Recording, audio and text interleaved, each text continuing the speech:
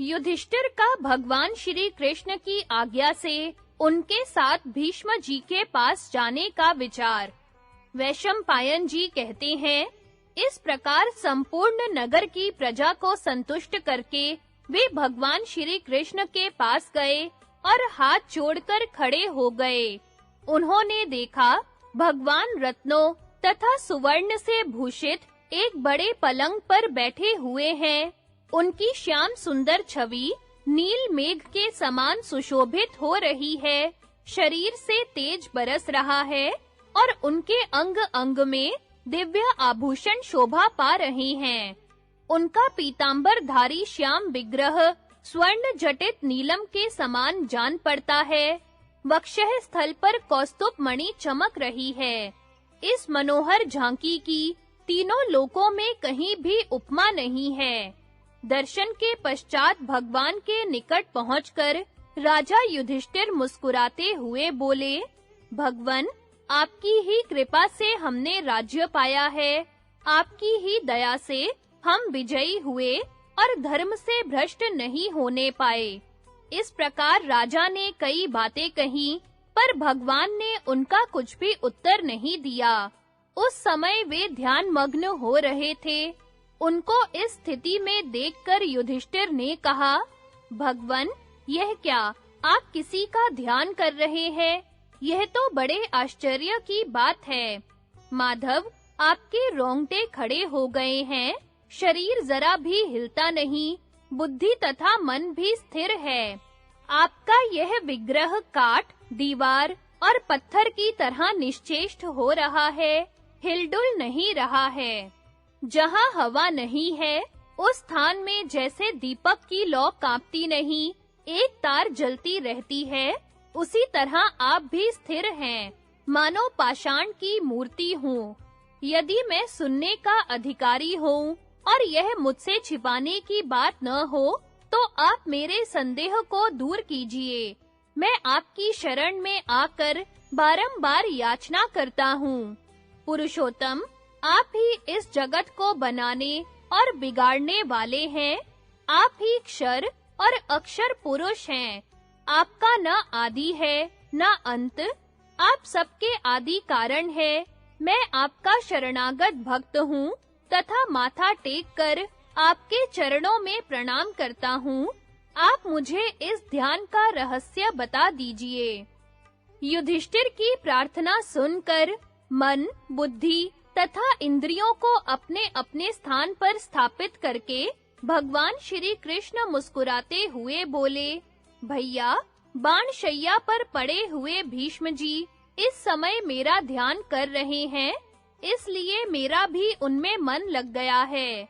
जिन्होंने 23 दिन तक परशुराम जी के साथ युद्ध किया, तो भी उनसे परास्त न हो सके, वे ही भीष्म जी संपूर्ण इंद्रियों की वृत्तियों को एकाग्र कर, बुद्धि के द्वारा मन को भी अपने अधीन करके मेरी शरण में आ गए थे। इसीलिए मेरा भी मन उनमें लग गया।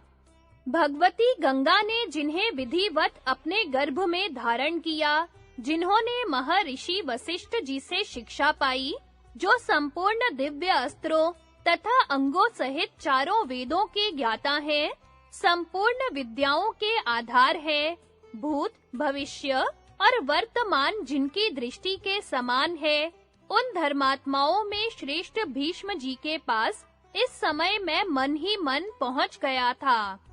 नर श्रेष्ठ भीष्म जी के स्वर्गवासी हो जाने पर यह पृथ्वी अमावस्या की रात के समान श्रीहीन हो जाएगी। इसलिए आप गंगा नंदन भीष्म जी के पास चलकर उनके चरणों में प्रणाम कीजिए और आपके मन में जितने संदेह हो, उन सबको उनसे पूछिए। धर्म, अर्थ, काम और मोक्ष, इन चारों पुरुषार्थों के स्वरूप को, होता, उद्गाता, ब्रह्मा और अध्वर्यु से संबंध रखने वाले यज्ञ आदि कर्मों को तथा चारों आश्रमों और राजाओं के समस्त धर्मों को आप उनसे पूछिए।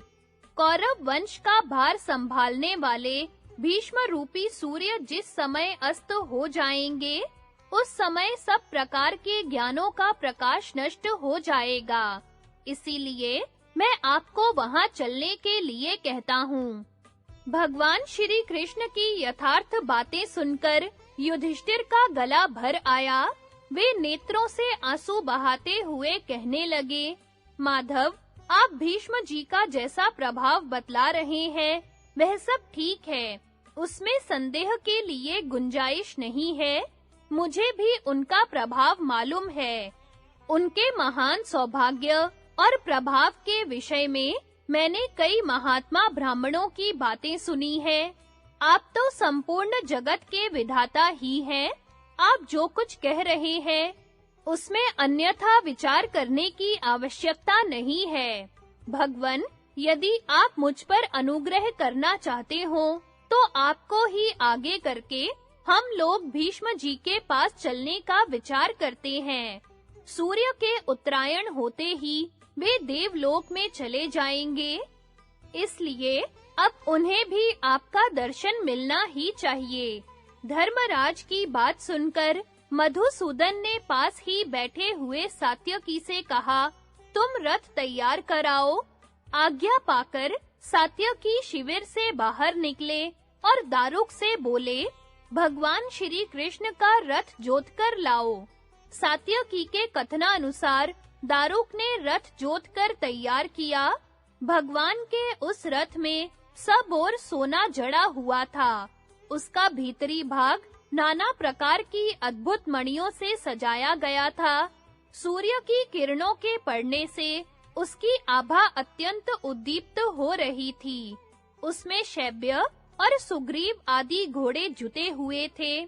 इस प्रकार रथ तैयार करके दारुक भगवान के पास गया और हाथ जोड़कर उसने उनको इस बात की इत्तिला की।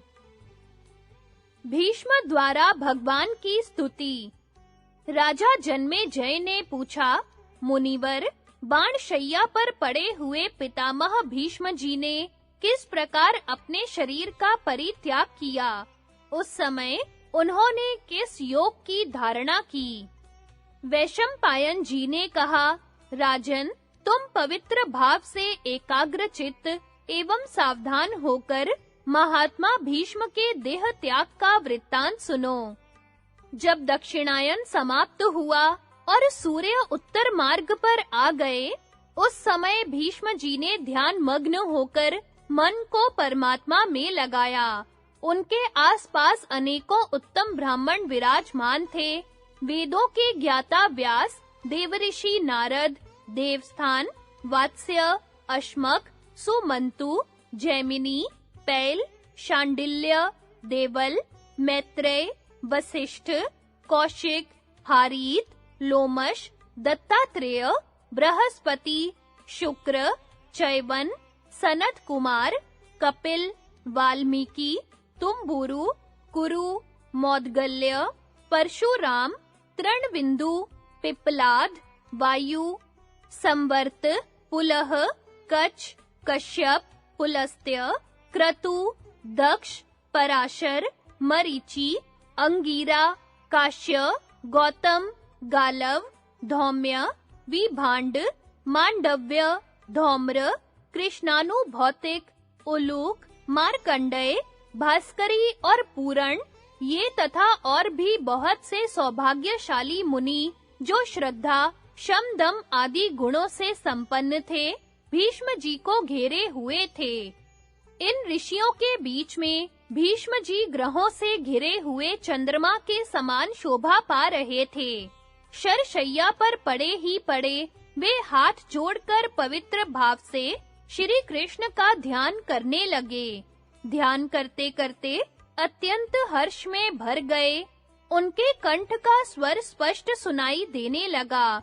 वे संसार के स्वामी योगेश्वर भगवान वासुदेव की स्तुति करने लगे।